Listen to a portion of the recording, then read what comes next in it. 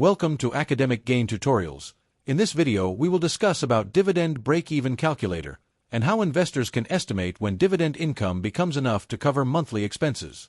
First, this calculator helps you understand the point where your monthly dividend income matches your living costs.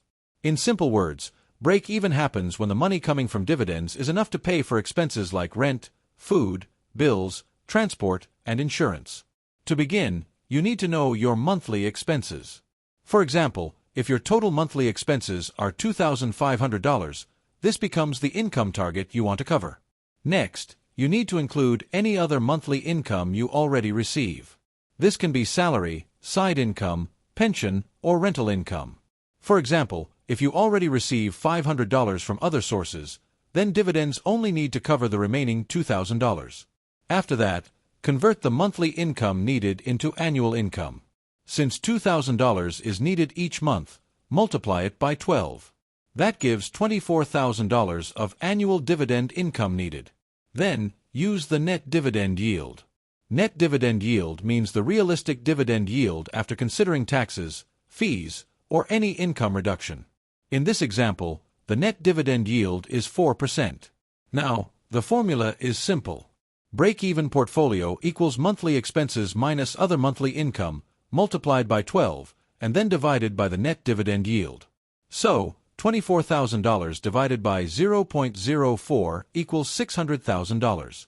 Therefore, in this example, an investor would need about $600,000 invested at a 4% net dividend yield to cover the remaining $2,000 of monthly expenses.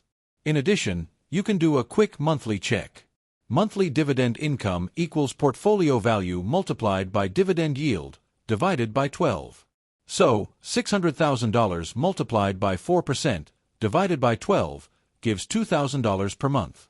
Then, when you add $2,000 of dividend income with $500 of other income, the total monthly income becomes $2,500. As a result, the expenses are covered.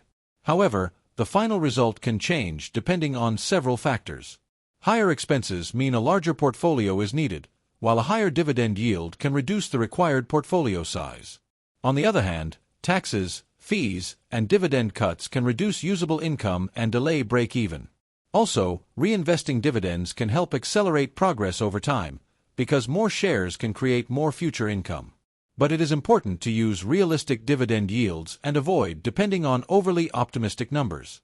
Finally, always track your monthly expenses carefully, focus on sustainable dividend stocks or funds, and review your break-even target regularly.